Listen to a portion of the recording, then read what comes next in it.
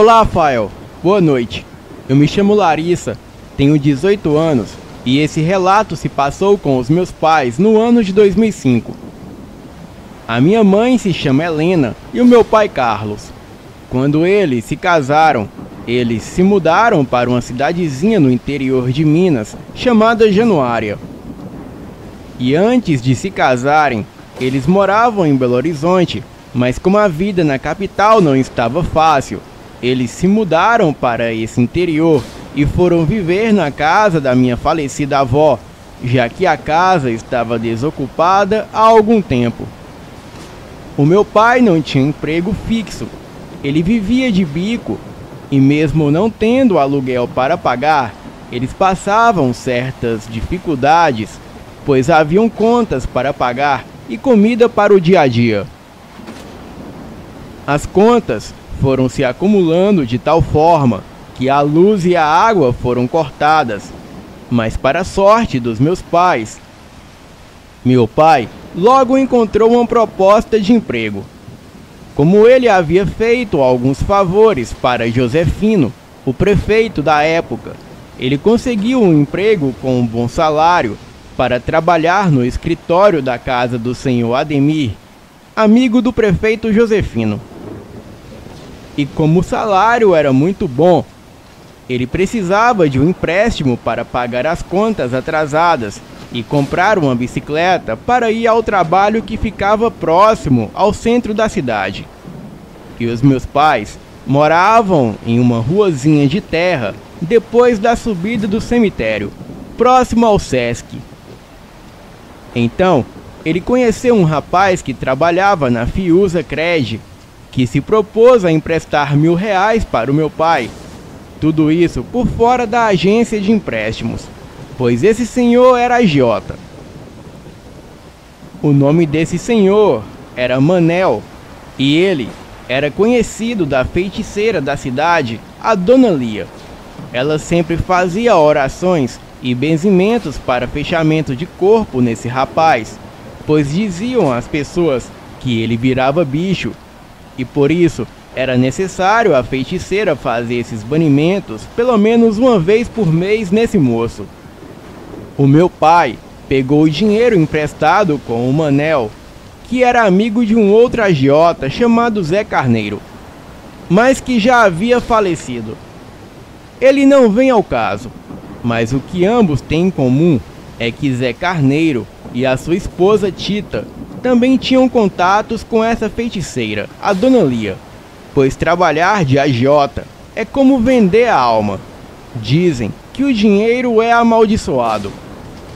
E com o dinheiro, o meu pai logo pagou todas as contas de energia e água que estavam atrasadas e comprou uma bicicleta nova na Ciclo Guedes para ir ao trabalho no escritório do Ademir.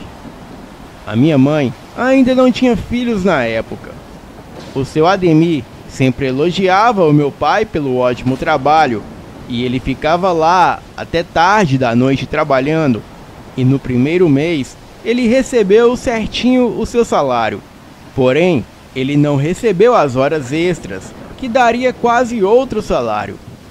Então meu pai pagou a primeira parcela do empréstimo certinho, pois eram 10 parcelas de R$150. Então, para comemorar, ele levou a minha mãe para jantar um belo de um peixe assado na beira do Rio São Francisco, no hotel e restaurante Viva Maria. Lá, ele encontrou o agiota. Eles ficaram conversando, e quando meu pai falou que trabalhava para o senhor Ademir, o agiota já ficou inquieto, coçava a cabeça e tocou no assunto do dinheiro. Então meu pai disse: "Seu Manel, eu te paguei certinho, então você não tem o direito de ficar jogando indiretas para mim, pois a próxima parcela ainda vence mês que vem." O seu Manel se desculpou com o meu pai e logo foi embora. O meu pai estava feliz, pois no próximo mês, além de receber as horas extras pendentes, ainda receberia o próximo salário. Só que o meu pai não sabia que o Ademir era caloteiro, e no dia do pagamento, Ele fingiu de bobo que não devia ninguém e o meu pai tinha que pagar o Manel no outro dia. E seu Ademir é um dos homens mais influentes e ricos da cidade, pois além de namorar o diretor do Cefet, uma escola federal, ele ainda tinha envolvimento na política e com outros esquemas de corrupção. E só muito tempo depois que o meu pai veio a saber desse babado. Então, o seu Ademir disse: "Homem, sossega o facho que amanhã eu te pago." O meu pai voltou para casa e de manhã, antes do meu pai sair para o trabalho, o Manel, o agiota, já estava na porta de sua casa te cobrando. O meu pai disse: "Homem, vai-te embora daqui. Eu tenho até hoje para te pagar, né? Pois que eu saiba, o dia vai até meia-noite, não é?" "Ok, seu Carlos. Só passei para te avisar que se não pagar hoje, amanhã já não é mais 150, já é R$ 175. O meu pai, furioso, foi para o trabalho e na hora de ir embora, o seu Ademir chamou meu pai para lhe pagar. Daí ele disse: "Seu Carlos, eu vou te pagar seu salário e as horas extras do mês passado de uma vez. São R$ 300 e mais R$ 200 de hora extra. Toma aqui o cheque pré-datado e daqui 15 dias você pode entrar com ele no banco e trocar pelo dinheiro." O meu pai tentou argumentar, mas de nada resolveu. Ou era isso, ou era perder o emprego. O meu pai voltou para casa e Manel já estava na porta o esperando. O meu pai mal disse uma palavra e Manel já foi dizendo: "Eu já sei que o senhor não tem dinheiro, porque Ademir é caloteiro, e aqui na cidade todo mundo sabe. Quando ele te pagar um salário, ele já vai estar te devendo 3, e assim por diante. Então, eu vou querer o seu celular." O meu pai recusou a entregar o celular, pois o meu pai ligava para minha mãe do telefone fixo do escritório da casa do seu Ademir para ver se estava tudo bem. Os dois começaram a discutir e quase partiram para a briga. Manel foi embora, prometendo voltar. No dia seguinte, o meu pai pediu que a minha mãe trancasse tudo e não saísse de casa e ficasse com o celular. E qualquer coisa, ela ligasse para o escritório do seu Ademir para falar com meu pai. E naquele dia, o meu pai teve que ficar fazendo hora extra. Então, por volta das 8 da noite, o celular toca. Era uma chamada de um número desconhecido. Então a pessoa do outro lado da linha logo disse: "Que tal me pagar metade de tudo que eu emprestei para vocês?" Houve outras mensagens, cheia de raiva. Então a minha mãe bloqueou aquele número. Ela pensou que tudo acabaria ali, mas ela estava completamente errada. Pouco tempo depois disso, a minha mãe estava sozinha em casa. A casa dos meus pais é grande e tem um quarto no andar de cima, o que significa que eles dormiam no ponto mais alto da casa. O meu pai demorou aquele dia e por volta das 21 horas, a minha mãe acordou no meio da noite com um barulho. No começo, não tinha certeza do que era, mas sentiu que estava ouvindo sons vindo do andar de baixo. E então ouviu claramente uma porta se abrindo no andar de cima. E mesmo ainda sonolenta, ela sabia que não era o meu pai, pois ele sempre chega chamando por ela. A minha mãe saiu da cama e se escondeu embaixo dela. E antes de ligar para a polícia, ela ligou para o meu pai. E logo depois, ela ouviu mais barulhos distantes. E depois passos subiram as escadas e a porta do seu quarto se abriu. Houve um silêncio. Então, as gavetas ao lado da cama foram abertas. A minha mãe tapou a boca com as mãos para não respirar alto. E logo em seguida, ela ouviu uma voz masculina murmurar: "Merda!" Naquele momento, ela sabia que era a voz do Manel. A minha mãe continuou sem se mover e rezou para o seu telefone não fazer nenhum barulho. Teve mais barulhos de objetos sendo remexidos. Ele estava revirando toda a cômoda. Então, ela sentiu a cama se mexer e quando ele se sentou, ela conseguia ver a silhueta de 2 sapatos pelo lençol da cama. E mesmo no escuro era visível. Eu não sei o que ele estava fazendo, mas ficou ali por 5 minutos antes de se levantar e murmurar: "Desgraçada!" As gavetas foram fechadas e passos foram em direção à escada. A minha mãe esperou debaixo da cama até a polícia chegar. Eles fizeram uma varredura na casa e descobriram que todas as janelas estavam destrancadas. E depois, a polícia fez uma ocorrência. O meu pai logo chegou, mas naquela mesma noite, por volta das 3 da manhã, eles escutaram passos pesados em volta da casa e depois vários socos fortes contra a porta de madeira. Os cães da vizinhança se alarmaram e começaram a latir.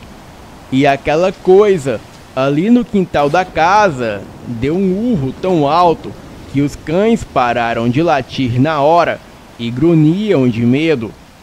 O meu pai ligou a lanterna do seu celular, o Nokia 1100, e o que ele viu lá de cima foi a coisa mais horrenda de sua vida. Era um cão enorme, com orelhas de cabra. O corpo era tipo de um jumento, mas a aparência era de um cão. Os dentes eram grandes e tortos, e tinha algumas presas, e um focinho grande. A coisa fazia um som horrendo, se batia contra a porta e as paredes, fazendo a casa toda tremer. O meu pai ligou para a polícia. A atendente na linha ouvia aqueles uivos e o barulho das pancadas. A polícia chegou em torno de 5 minutos. Os policiais chegaram a ver a criatura no quintal da casa, mas ninguém tinha coragem de descer para abrir o portão para os policiais. Então, lá do portão de grade, a polícia atirou contra aquilo, mas não o acertou. Então, segundo a polícia, aquilo se transformou em um homem que logo pulou o muro dos fundos e sumiu na escuridão do matagal, pois naquele local não tem postes de luz nas ruas, somente em alguns trechos. A polícia não tinha coragem de ir atrás daquela criatura. E no outro dia, o meu pai contou tudo o que aconteceu para o seu Ademir, que o seu Manel invadiu a casa dele e ainda virava bicho. Ademir acreditou, pois ele é da Umbanda, e o seu Ademir mandou seus homens dar cabo no Manel, mas ele ficou sabendo e fugiu da cidade. E dizem que esse lobisomem agora vive na cidade de Pedras de Maria da Cruz. Bem, Fael, ainda moramos em Januária, nessa mesma casa, e já fazem quase 20 anos e nunca mais ouvimos falar dessa criatura. Boa noite.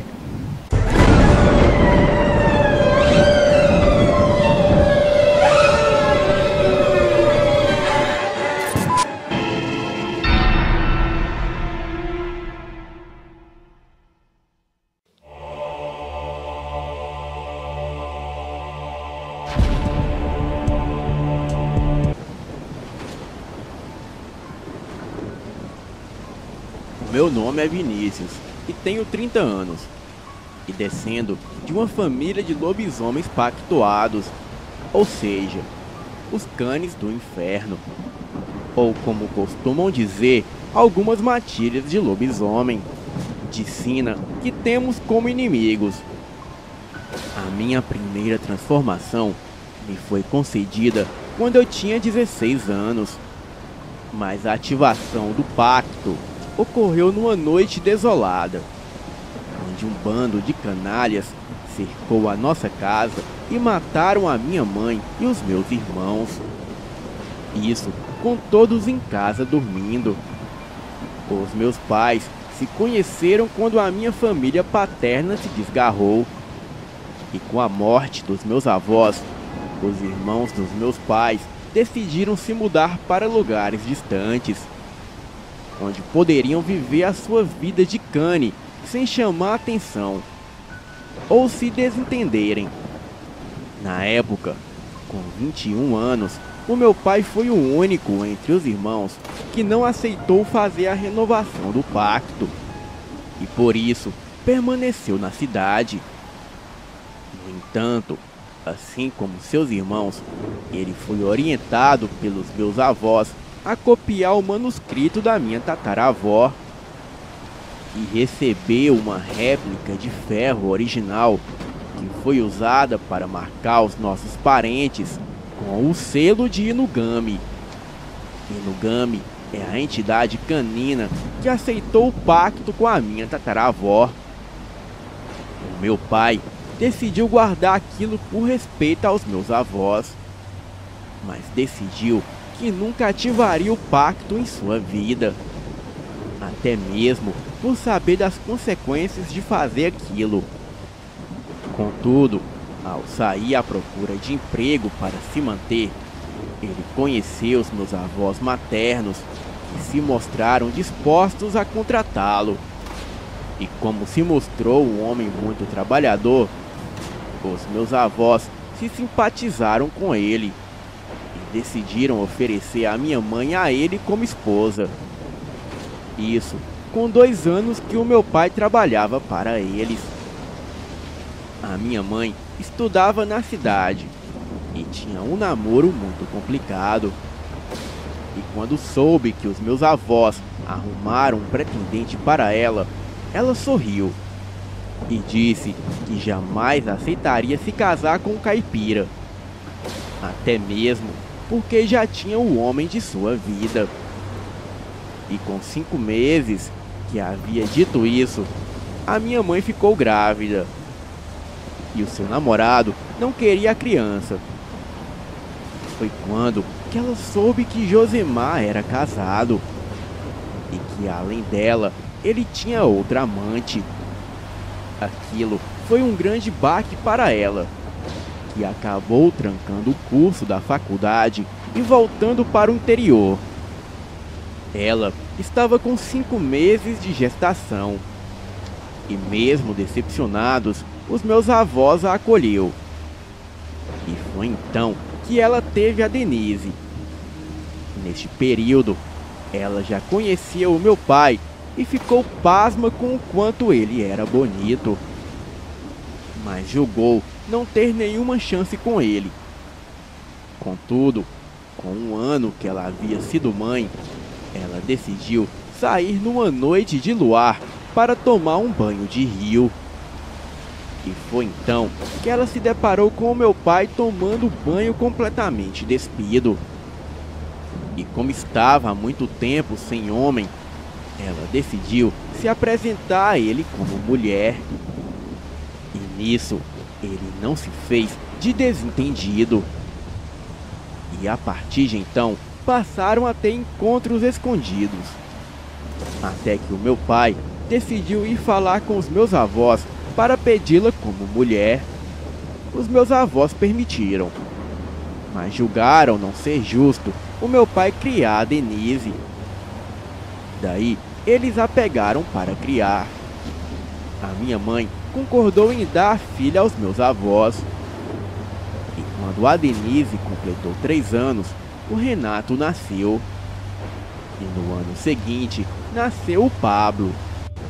2 anos depois, nasceu o Kaique. E com mais 2 anos, eu nasci. E com 3 anos do meu nascimento, foi a vez do Guilherme. O tempo passou, e eu cheguei aos meus 10 anos. Neste período, um fazendeiro ambicioso invadiu as terras do meu avô. No entanto, o meu pai se meteu na desavença e expulsou os homens do fazendeiro, reavendo as terras do meu avô, com a ajuda da polícia. E foi quando o fazendeiro quis botar dinheiro para comprar as terras que antes havia invadido. Contudo, o meu avô não concordou em vendê-las.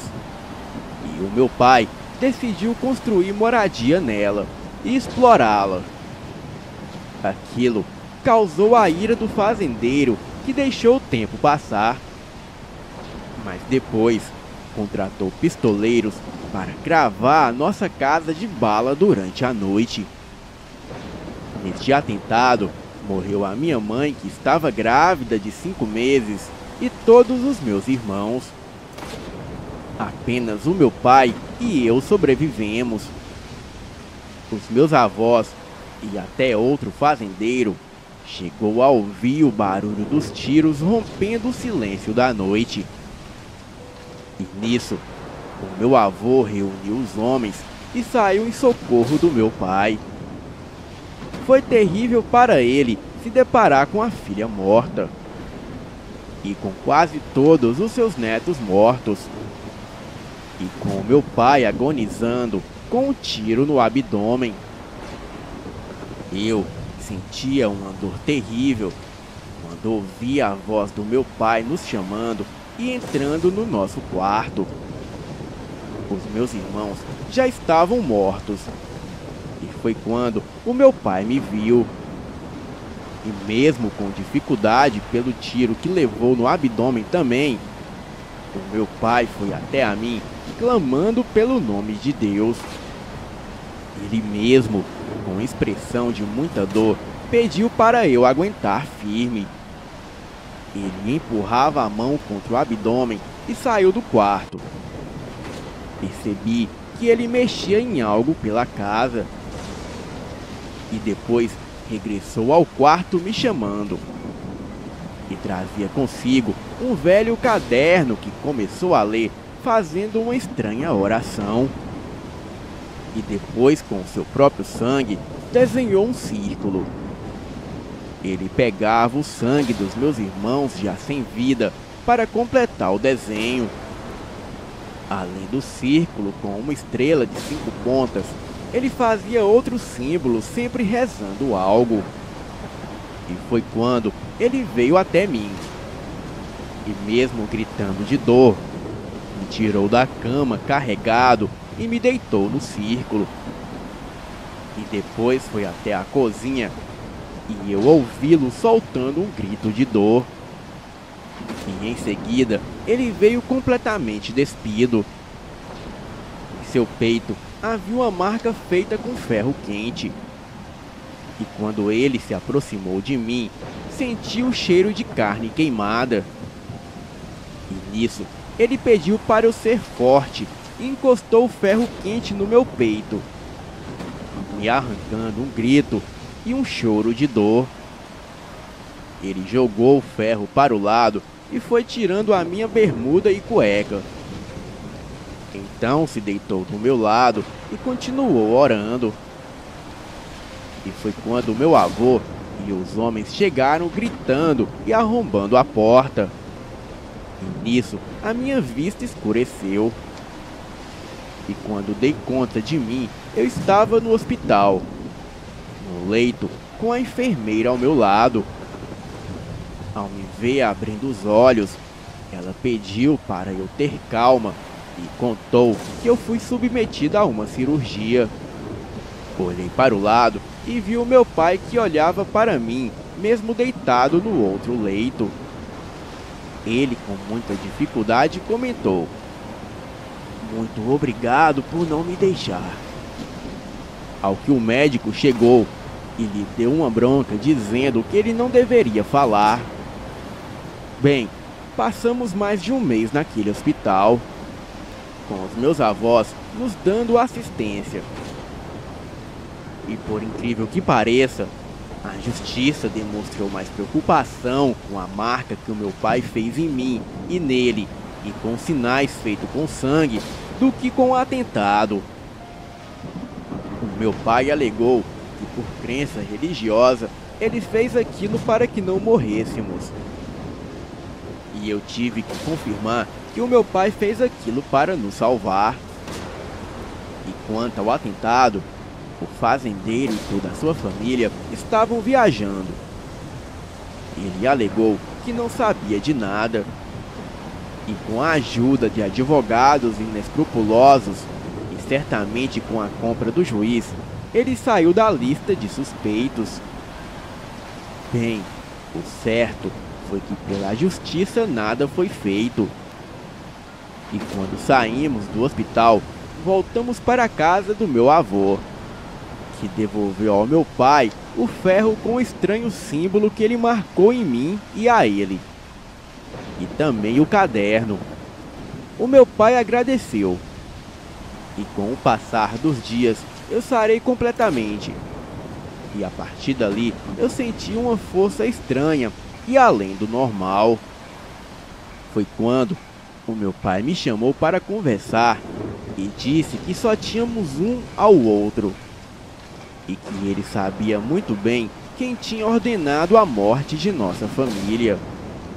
E que no tempo certo, nós dois iríamos cobrar cada gota de sangue dos nossos. Então, ele revelou a seguinte história. Tudo começou em 1729.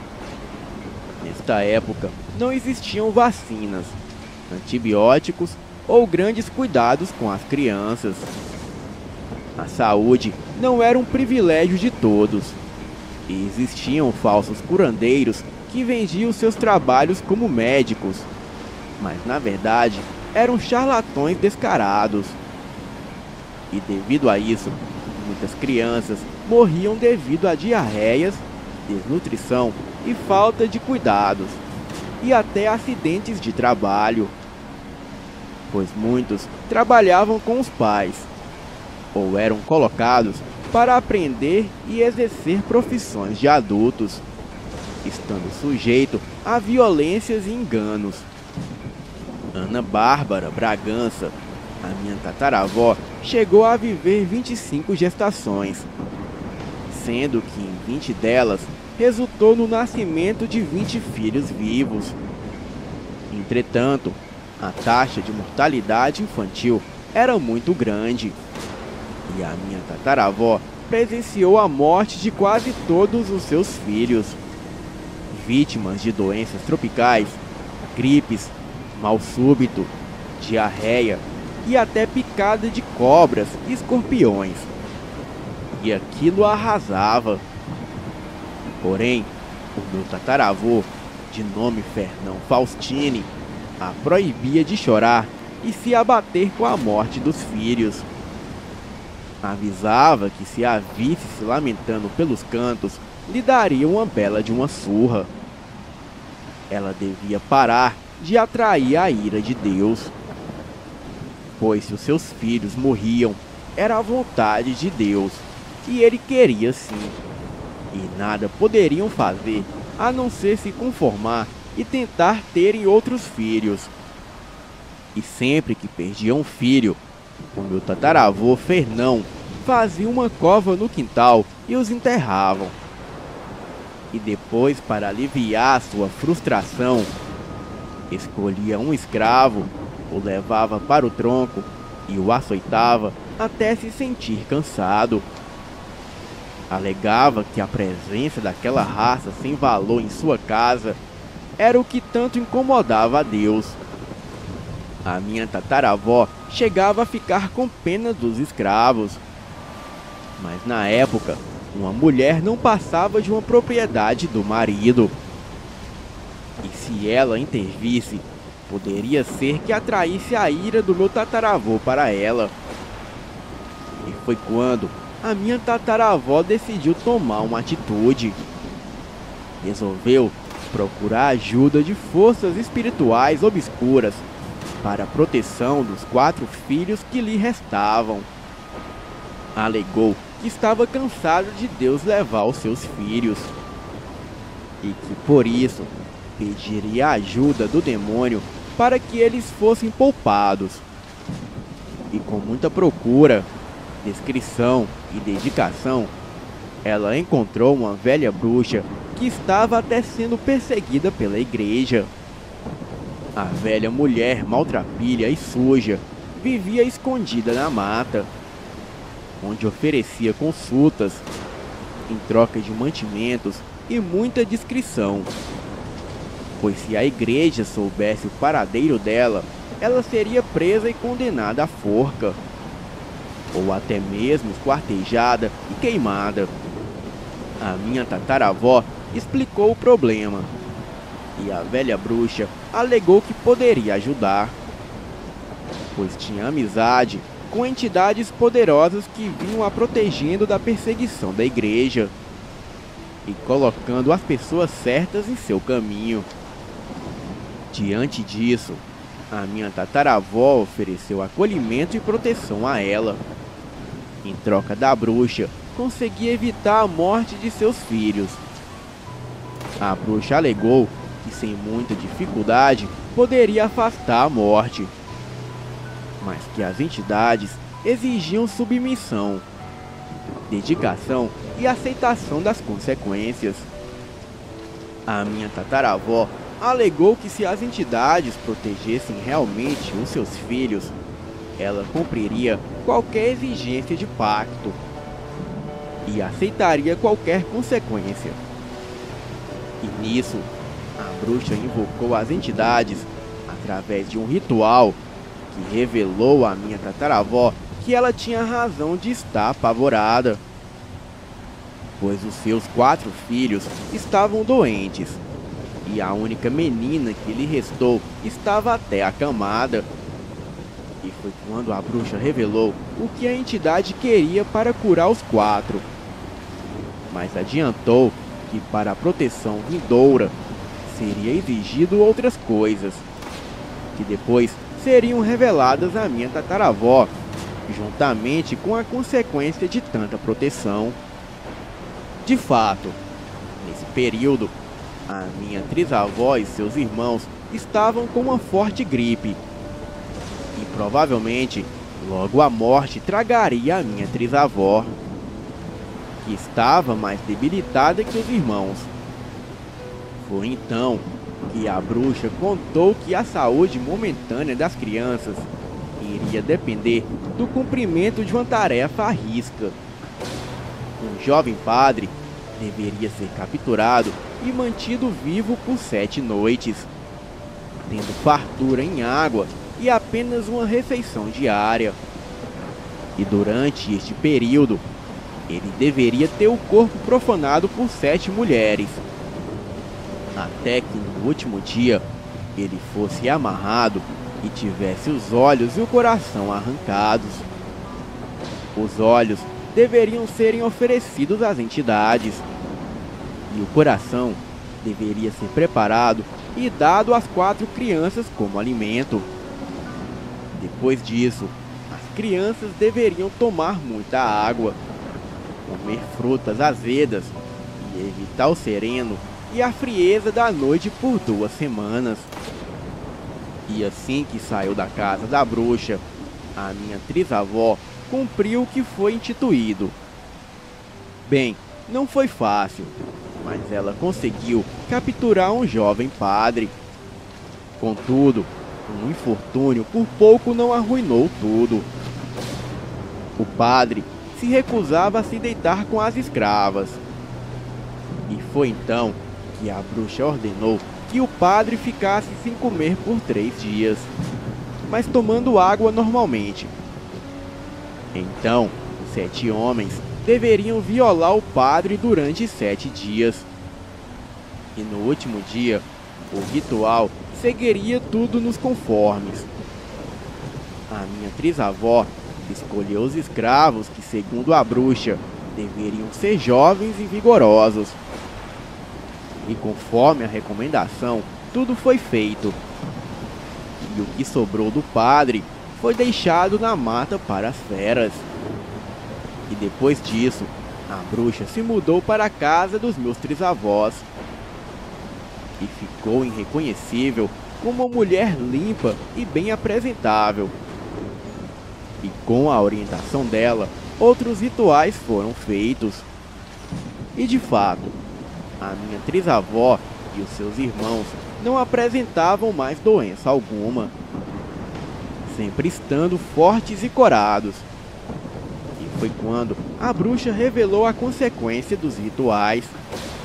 A partir dos 17 anos, os 4 filhos da minha trisavó, sempre nas noites de lua cheia, seriam tomados pelas entidades e se transformariam em canes, saindo pela noite na mata, em estradas ou mesmo pela cidade, devorando todo tipo de ser vivo que se movesse ou cruzassem os seus caminhos.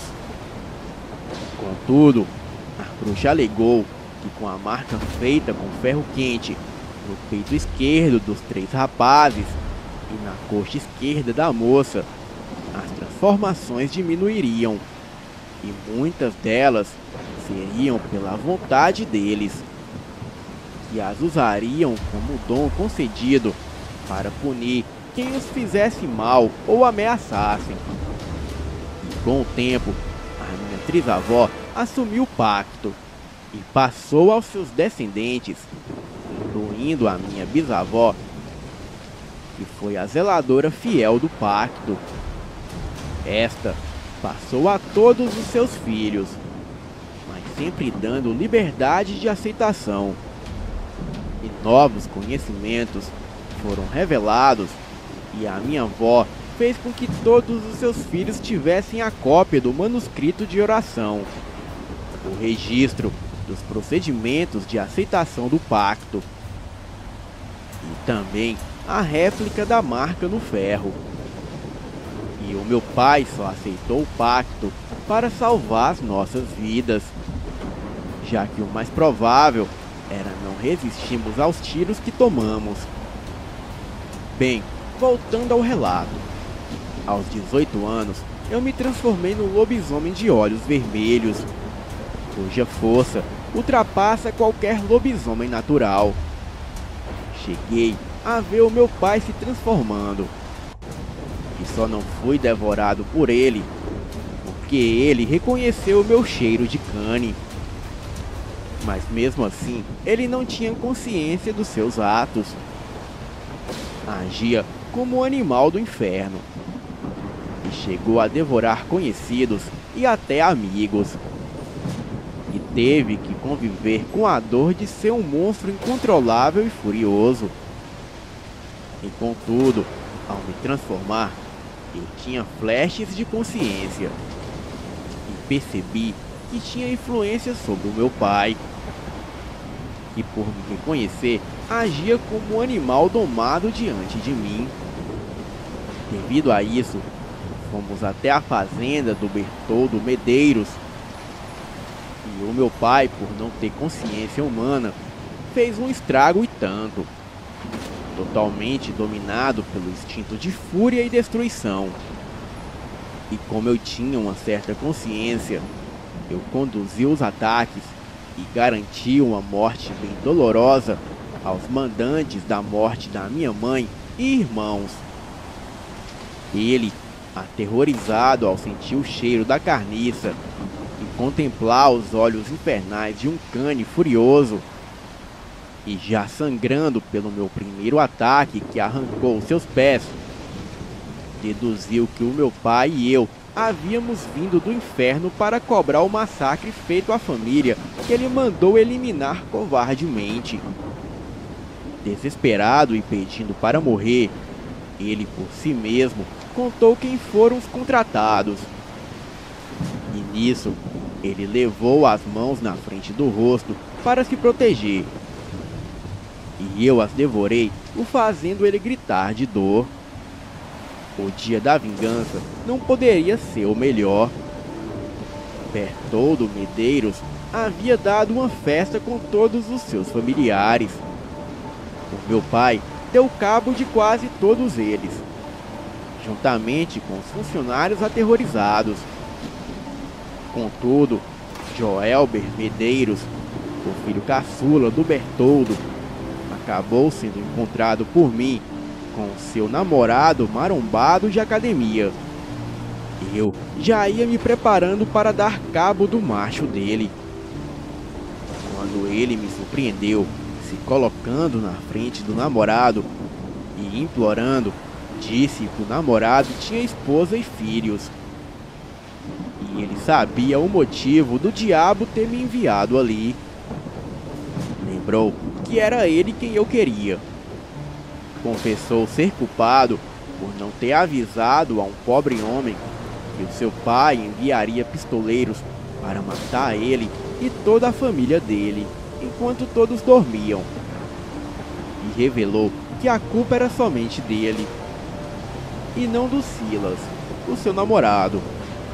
E foi quando, no desespero, o tal Silas tomou a frente e disse que se eu fosse mesmo matar o Joelber, que eu matasse ele no lugar.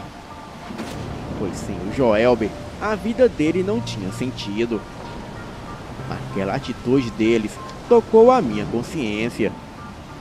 Lembrei-me do Bertoldo, que em seu ataque de covardia e pavor, jogou a própria mulher na boca do meu pai para escapar da morte, antes de ser enviado para o inferno por mim. E agora eu vi aqueles dois se oferecendo um para morrer no lugar do outro. E apenas por isso eu os poupei, mesmo tendo que lutar com todas as minhas forças para dominar o meu instinto predador. Então eu fui para onde o meu pai estava devorando as pessoas e aproveitei para arrancar a cabeça dos familiares do Joelber, que ainda agonizavam. E depois disso, eu não me recordo de mais nada. Só me lembro quando o dia clareava. E daí, eu induzi o meu pai a me seguir. Corremos para um rio, onde a fúria das entidades lupinas nos deixou, e voltamos à forma humana. O meu pai não se recordava de nada que fez como fera, e eu tive que contar os flashes que lembrava. E logo, a notícia do ataque da fera na fazenda Império se mostrou, espalhando pânico pela redondeza. Os moradores da região, mesmo acostumados com os ataques dos lobisomens de olhos vermelhos, alegavam nunca ter tido um ataque tão violento feito aquele. Joelber Medeiros não quis saber de exposição e alegou que foi um ataque de onça. E depois de enterrar os seus parentes e funcionários, ele deixou a fazenda aos cuidados de um novo encarregado e nunca mais deu as caras por lá. A única sacanagem que fez foi levar um dos poucos padeiros que tínhamos na cidade, deixando uma mãe de família chorando com os filhos a ausência do marido que sumiu. Porém, há um tempo ela imaginou que o Silas a havia deixado por uma perdida de rua. E depois de lavar a nossa honra com a vingança, percebemos que nem isso preencheu o vazio em termos perdidos os nossos familiares, e que a vingança não serviu de consolo algum. E por isso decidimos deixar tudo aos cuidados dos meus avós, da Denise e do esposo dela. E então pegamos a estrada em busca de informação de como nos livrar do pacto. No entanto, nada até agora nos deu alguma esperança concreta. Em um bar, na beira da estrada, que além de vender bebidas, vendia comida. E lá, conhecemos uma jovem e linda cane, chamada Laurinda Lamartine. Assim que a vimos, reconhecemos que ela era uma cane. E dentro da medida do possível, expus a minha marca de pacto para ela. E ela, ao notar a minha intenção, me informou que a dela ficava na coxa. E que se eu quisesse ver a sua marca, era só aguardar o final do expediente dela. Disse que conhecia uma hospedaria próxima que poderíamos passar a noite antes de continuar seguindo viagem. O meu pai, percebendo o que rolava entre eu e a Laurinda, consentiu com a cabeça para mim, que concordei em receber a ajuda da gentil garçonete. Ela alegou que eu não me arrependeria. E no final do expediente, ela me levou até a hospedaria. Lá haviam quartos individuais. Meu pai e eu ficamos em um quarto separados, um ao lado um do outro. No quartinho havia banheiro e ferrolho na parte de dentro, ar-condicionado e era bem limpinho. E ficava um tanto afastado da casa da proprietária. E tinha uma área para conversarmos, caso não quiséssemos ficar nos quartos sozinhos. Convidei a Laurinda para ficar comigo, mas ela alegou que precisava passar em casa primeiro. Adiantou que mais tarde voltaria e que traria uma surpresinha com ela. E de fato, ela trouxe uma amiga um pouco mais velha, chamada Marilda, para ficar com meu pai. Foi uma loucura. Transamos loucamente, praticamente a noite toda, enquanto ouvíamos o meu pai e a tal Marilda na maior loucura ao lado. Aquilo foi muito bom, pois fazia muito tempo que eu estava na seca. No dia seguinte, na hora do café, a Laurinda revelou que estava recrutando canes para formar uma alcateia. Comentou de uma matilha inimiga formada por 4 lobisomens, uma cigana com conhecimento de magia lupina e um ser esquisito meio lobisomem, mas num padrão quase que insignificante. Eles usavam um facão para lutar e mataram os 5 irmãos dela, que eram canes. Isso numa luta corpo a corpo. Fiquei perplexo e perguntei como aquilo era possível. E foi quando ela me revelou que matilhas de lobisomem tinham se envolvido com magia cigana para romper o paradigma de que são mais fracos que os canes. E que se aquilo fosse ignorado, logo os canes desapareceriam. E foi quando eu pedi que ela não me levasse a mal, mas eu estava querendo me livrar do pacto. E se encontrasse a cigana que ela mencionara, iria pedir para ela romper o pacto que meu pai e eu fizemos. Nisso, ela alegou que foi um prazer me conhecer. Chamou a sua amiga e foram embora.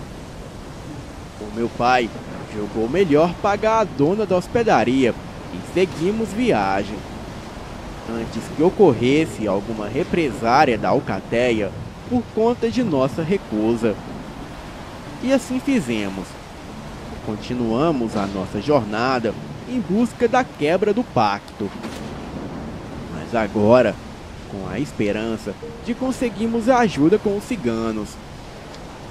Para quem julga ser maravilhoso se tornar um lobisomem através de pacto, saiba que nem sempre nos transformamos por querer, e podemos machucar ou até mesmo matar as pessoas que amamos em nossa forma lupina, pela falta de consciência humana.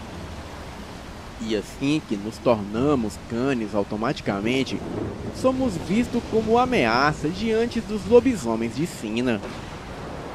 Na verdade, você passa a odiá-los por puro instinto de poder, sem mencionar o risco de ingerir algo transformado e não conseguir fazer a digestão antes de voltar à forma humana, e sofrer com dores, ou até mesmo correr o risco de morte ou adquirir uma doença.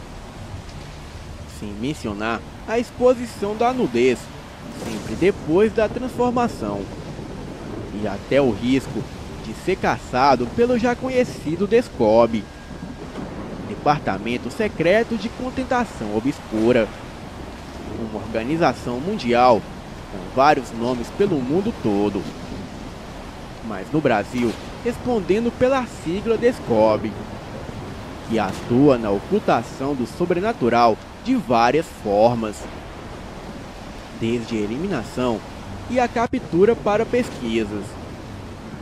experiências com vários seres como mulas sem cabeças, caiporas, saci e muitos outros seres.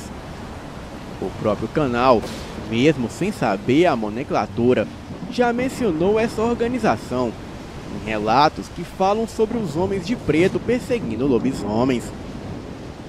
E antes de pensarem em se tornar um cane, é importante refletir em todos esses riscos. Obrigado, Elite Oculta, pela oportunidade. Saiba que você se tornou o canal mais coerente e diz respeito a lobisomens. E olha, estamos de olho no canal. Eu mesmo acompanho os vídeos todos os dias, quando não os assisto depois. Boa noite.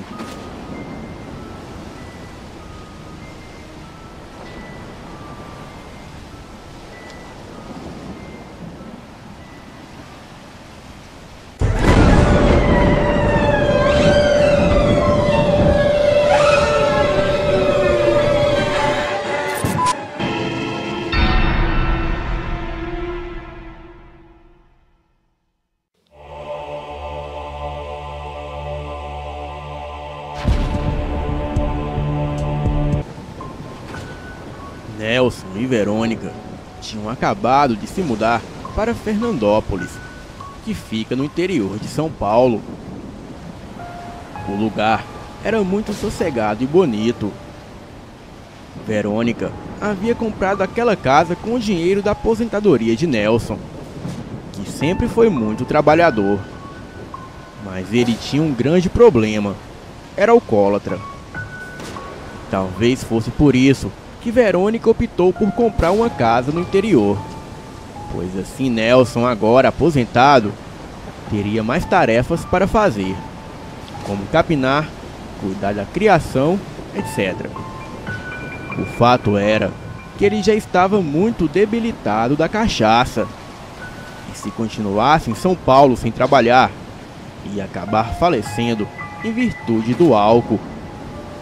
Durante a tarde, depois que ele cuidava dos seus passarinhos, ia sempre ao boteco que ficava no bairro, para tomar umas e outras. E quando caía a noite, Nelson voltava para casa travado de bêbado. E foi numa dessas tardes que o inesperado aconteceu. Verônica acabara de lavar a louça do almoço, quando Nelson disse que ia no bar tomar só uma dose de pinga. Mas isso era pura mentira, pois toda vez que ele saía para beber, era doses e mais doses. Nelson foi até o barracão, pegou a sua bicicleta vermelha e foi rumo ao bar. Chegando no bar, Nelson pediu a sua primeira dose. Foi quando entrou um velho e sentou-se do lado dele.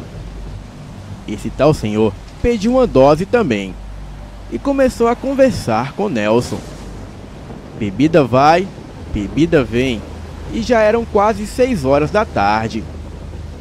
Nelson disse para o velho que ia embora, mas o mesmo o convidou para ir na sua casa, que ficava a poucas distâncias do bar que estavam.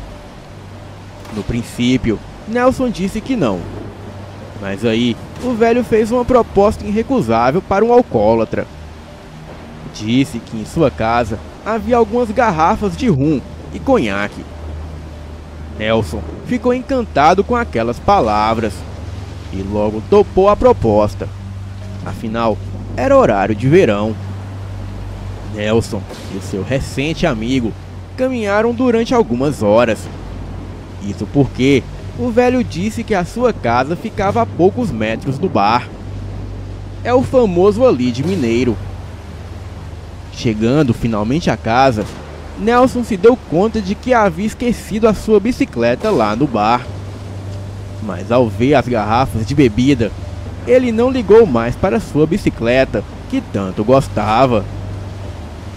Eles ficaram bebendo e conversando, e aos poucos ficando mais bêbados ainda. Quando se deram conta, já eram 11h30 da noite. E depois de pegar muita intimidade com Nelson, o senhor lhe revelará um segredo. O velho lhe disse que se transformava em bicho, e o seu plano era atrair Nelson até a sua casa para servir-lhe de refeição, pois era isso que ele fazia com os mais desavisados, principalmente os pinguços. O velho ia até o bar, ficava amigo da vítima e depois o chamava para sua casa e lhe oferecia bebida. Então, para a vítima ir embora, teria que passar por dentro de uma mata. E logo que a vítima ia embora, o velho então se transformava em bicho e atacava a vítima na mata. Assim, a polícia nunca desconfiava dele, pois sempre atribuía os ataques a qualquer outro animal. E quando ele se transforma em bicho, o álcool perde o efeito em seu organismo. Mas como o velho gostou do Nelson, o deixaria seguir o seu caminho em paz. O Nelson riu, pois achou que era conversa de bêbado. Então disse ao seu amigo que iria embora. Seu amigo disse que tudo bem e que foi um prazer conhecê-lo. O caminho parecia estar totalmente diferente, pois além da embriaguez, Nelson não conhecia o lugar. Afinal, morava naquela cidade havia apenas 3 semanas e ainda tinha que passar pela tal mata. A escuridão o açoitava. O vento gelado parecia cortar-lhe a pele e a bebida lhe subia a cabeça mais e mais. Foi quando, ao pegar uma ladeira, deu de frente com uma pista rodoviária. Agora, Nelson estava mais desesperado do que nunca, pois eles não haviam passado em nenhuma pista rodoviária. As enormes carretas passavam e só com o vento de sua velocidade derrubavam o pobre Nelson no chão. O seu desespero era tanto que ele começou a chorar. E foi quando o macabro aconteceu. Já quase desistindo de que ia chegar em casa naquela noite, Nelson saiu da rodovia e entrou em uma clareira. Ajeitou-se em uma moita e tentou dormir. Mas ao firmar a vista em direção ao matagal, viu algo enorme rastejando e se movendo em seu meio. Para o azar de Nelson, era uma sucuri de mais de 10 metros. A sucuri é uma cobra que não possui veneno. Ela se enrola na vítima, sufocando-a, quebrando-lhe todos os seus ossos e a engole, deslocando as suas mandíbulas. Aquele predador já havia se enroscado em Nelson, pois a sucuri é muito rápida, tanto em terra quanto na água, e sempre chega sorrateiramente sem fazer barulho. A princípio, Nelson não tinha noção do perigo e achava que escaparia com sucesso do predador. Porém, mal sabia ele que as chances de alguém escapar de um ataque de sucuri é quase zero, pois ela engole até um boi forte que puxa carroça, e o seu estômago esmaga os chifres afiados do boi. Imagina Nelson, fraco e bêbado. E quanto mais Nelson tentava escapar do enorme predador, mais aquilo o apertava. Aos poucos, os seus ossos foi estalando e ele desistiu de tentar se salvar. Apenas aceitou a morte. Enquanto estava caído, os seus olhos pairavam em meio à escuridão. Mas foi neste momento que Nelson viu a silhueta de alguém se aproximando de dentro da mata. Era o seu amigo. Sim, o velho que dizia virar bicho. Nelson não tinha forças para pedir-lhe ajuda, mas ainda pôde ver o velho ficando de 4 e andando feito um cachorro na direção dele. Nelson ficou sem entender nada, mas quando reparou melhor no velho, ele já não era mais o velho, e sim uma criatura negra e peluda. Aquele ser parecia um enorme cão do inferno, pois os seus olhos eram um vermelho demoníaco de puro ódio. Tinha longas e afiadas presas, e das suas mãos saíam enormes garras. A coisa correu em direção aonde estava o Nelson. Por sinal, estava quase desfalecendo. A criatura corria como um quadrúpede, porém com a parte de trás mais alta que a parte da frente. A fera investiu contra a sucuri, e a mesma ficava sem reação, pois não podia largar sua presa. Mas com aqueles dentes enormes, a fera abocanhou a cabeça da sucuri, e a mesma foi obrigada a soltar o Nelson para lutar por sua vida. A sucuri estava em desvantagem, mas por ser maior e mais forte, conseguiu se enroscar aos poucos na fera. A fera, muito forte, conseguiu se levantar com uma enorme cobra de mais de 10 metros enroscada no seu corpo. Mas a criatura tombava nas enormes árvores com a cobra em seu corpo. Os tombos eram tão violentos que derrubavam as árvores. A cobra apertava a fera com toda a sua força, a ponto de Nelson escutar várias costelas da criatura se quebrando.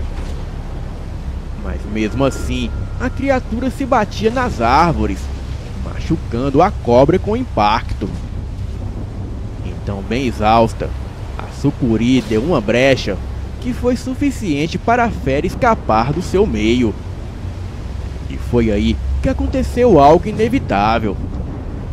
A fera caiu no chão assim que a sucuri a soltou. Nelson, também ferido, apenas observava toda a cena. Infelizmente, não podia fazer nada para ajudar o amigo.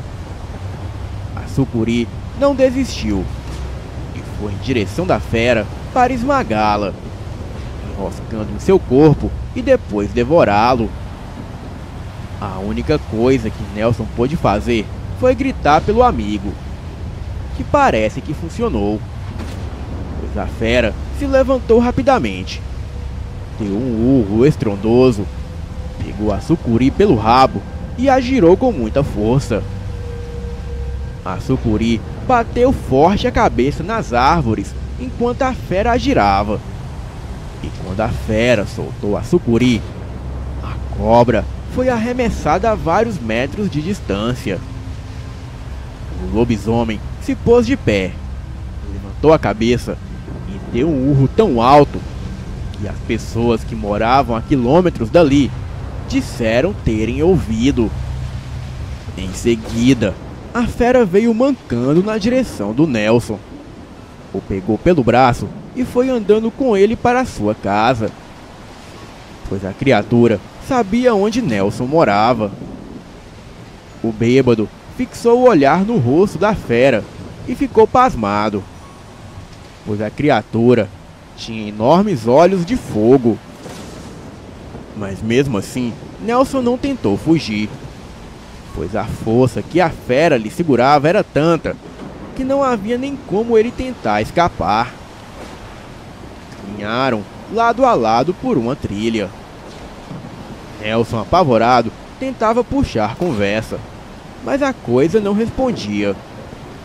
Para surpresa de Nelson, chegaram em sua casa em 15 minutos. E para o seu horror, quando se virou, a criatura já não estava mais lá. Nelson entrou em casa todo sujo de lama.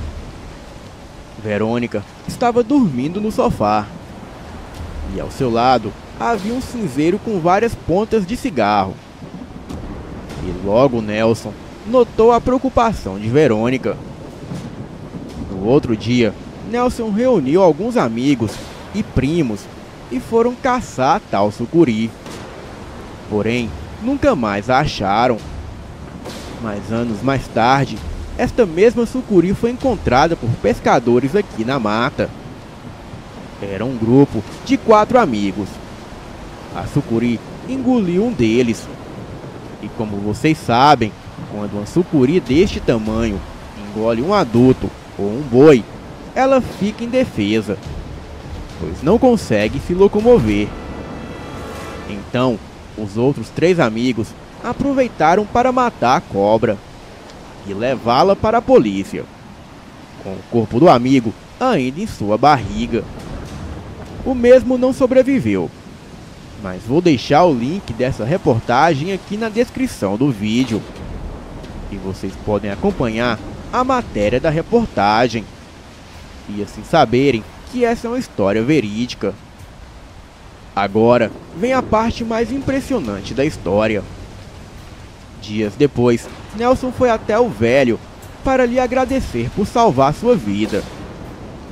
E também disse para o velho que o seu segredo estaria seguro com ele. Nelson descobriu que o velho estava paraplégico, devido à sucuri causar um rompimento grave em suas costelas.